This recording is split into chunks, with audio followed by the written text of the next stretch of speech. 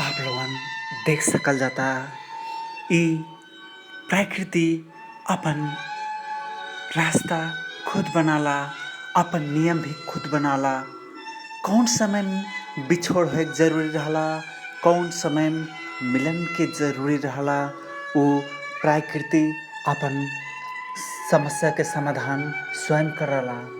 बकिर मनुष्य जब हमरे दुख पड़ल जाला तब हमरे भगवान के समझल जाला।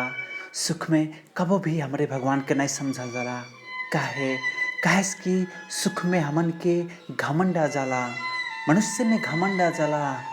बकिर प्रकृति सिर्फ अपन नियम के पालना करला और उहे नियम के संगरी अपन जीवन निरंतर रूप में चलाते रहला।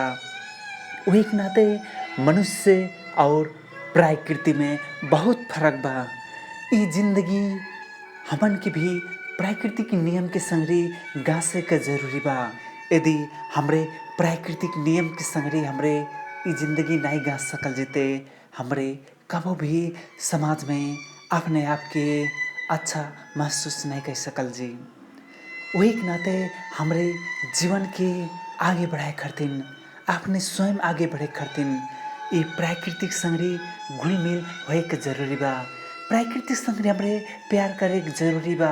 आज हमरे प्रकृति से प्यार नहीं करल जेते, शायद प्रकृति एक दिन के हमन के भी ठोकर मार दी और हमरे ई संसार छोड़ के चल जाए पड़ी।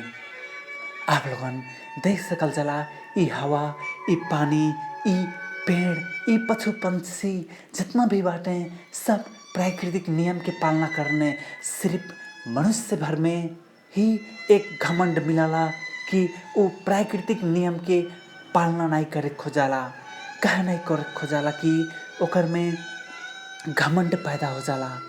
घमंड अपने आप के बहुत बड़ा माने लगाने मनुष्य, जेके चलते ओकरे प्राकृतिक के नियम के विरुद्ध भी चल जाने।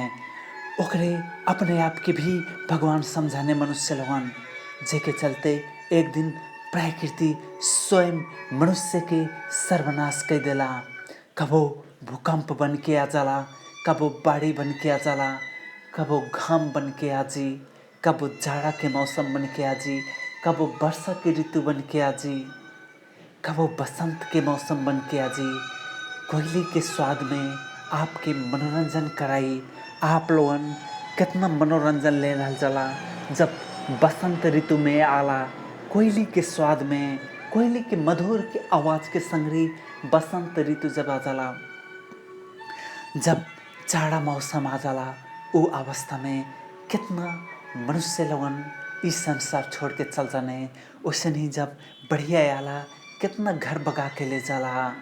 क्यों न मनुष्य के घर ले जी, क्यों न के परिवारे ले जी, क्यों न जितना ओकर फैमिली बाटे सबके ले जाला जब बढ़िया आला। तब आप लोगन के हम ई वीडियो में कुछ दिखाए चाहत बारी कि प्रकृति और मानवता दोनों एक आपस में निर्भर होए के जरूरी बा।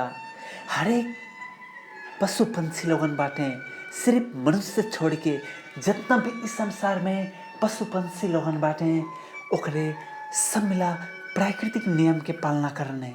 सिर्फ एक मनुष्य में ही हो जौन की घमंड पैदा हो जाला और वही घमंड के चलते ही एक दिन वो सर्वनाश हो जाला। प्रकृति ओके सर्वनाश कर देला और इस संसार के संगरी ओके विदा कर देला। हाँ संगरिया, आज हमरे ई प्रकृति के बारे में जाना जाई। हिमाल, पहाड़, वैसनी समथल यानी कि तराई कह के हमरे ले सकल जाला। इस संसार में कबो बढ़िया भी आला, कबो सूखा भी आला, कबो वर्षा भी आला, कबो घाम भी लागला, कबो पानी इतना बरसाला कि का कहल जा, कबो जाड़ा इतना कह देला कि उस समय सूर्य भी नहीं निकल सकला। हमरे ये प्राकृतिक कबो नहीं भूल सकल जी। कैसे कि यह प्राकृतिक में मनुष्य अपन परिवार के चलाला, अपने स्वयं जियाला और अपने आप की भी यह प्रकृति में भी एक दिन मिलाए के जरूरी पड़ जाला। कैसे कि यह नियम और पालना के साथ हमरे यदि प्राकृतिक संगरी नहीं चल सकल जेते हमरे इस संसार से अलविदा हो जाए पर जाला।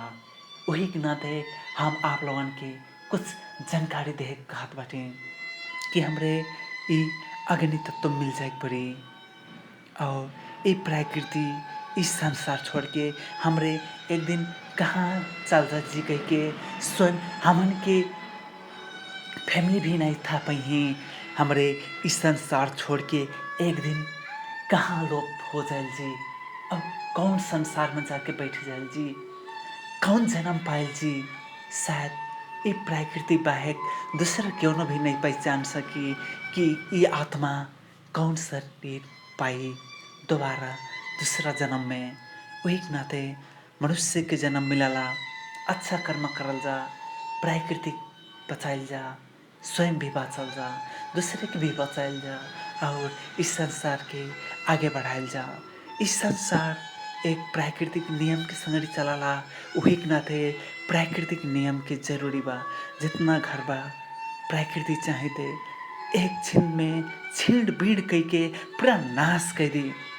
ई बढ़िया भूकंप निहान के ई जितना भी घर बा सबके बतका के एक